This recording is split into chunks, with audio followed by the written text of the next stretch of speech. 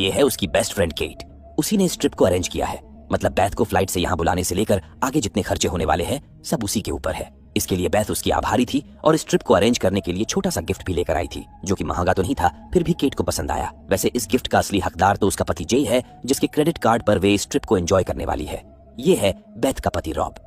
उनकी 1 साल की एक बेटी भी है, जिसे रॉब के हवाले कर वो ट्रिप पर आ तो चुकी थी, पर उसके बिना उसका मन नहीं लग रहा था। हालांकि रॉब उसका अच्छे से ख्याल रख रहा था और चाहता था कि बेथ बेफिक्र होकर ट्रिप को एंजॉय करे। आज रात केट ने रेस्टोरेंट में टेबल बुक किया है। बेथ के तैयार होते ही वे दोनों रंग जमाने निकल पड़ी। ये है इस मोटल का ओनर सेबास्टियन। जाते जाते केट उससे बेथ की जान पहचान कराती गई। रेस्टोरेंट पहुंचकर केट ने यहाँ के मेनू से सबसे महंगा सैम्पियन ऑर्डर किया। बेशक जे से उसका डिवोर्स होने वाला था, पर जब तक उसे पता न चले उसके क्रेडिट कार्ड पर वो मजे तो कर ही सकती थी। यही कुछ हाल बेथ और रॉब के भी रिश्ते का था। उनके बीच चीजें सही नहीं चल रही थी। हो सकता है जल्द ही उनके भी डिवोर्स की खबर मिले। मतलब दोनों के लाइफ की वट लगी पड़ी थी। खैर, जो होगा देखा जाएगा। सारे दुखों को दरकिनार कर वे हचक के खाए पिए जब पे करने की बारी आई तो पता चला कि कार्ड डिक्लाइन हो चुका था। बिल देखकर बेथ के होश उड़ गए। वही हाल केट का भी हुआ। इसके चलते वो जे पर भड़क उठी, पर कैसे ना कैसे करके बिल पे तो करना ही था। आधे पैसे बेथ भी देने को तैयार हुई, लेकिन केट ने ये कहते हुए मना कर दिया कि तुम अगले जगह पे कर देना। हालांकि बेथ का इतने से ही मन उब चुका था, वो वापस मोटल जाने की जिद करने लगी। पहले ही केट को उसे घर से बाहर लाने में कितने महीने लग गए।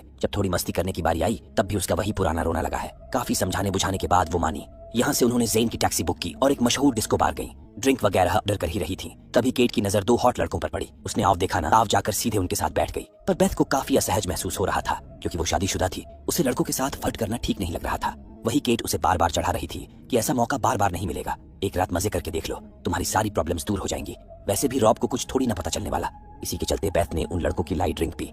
फिर जो नशा हुआ भाई साहब, उसकी आंख सीधे दोपहर को मोटल के बेड पर खुली। मामला अभी भी खराब ही चल रहा था। रात को पीने के बाद उनके साथ क्या क्या हुआ वो भी याद नहीं था। ऊपर से केट भी घर पर कहीं नजर नहीं आ रही थी।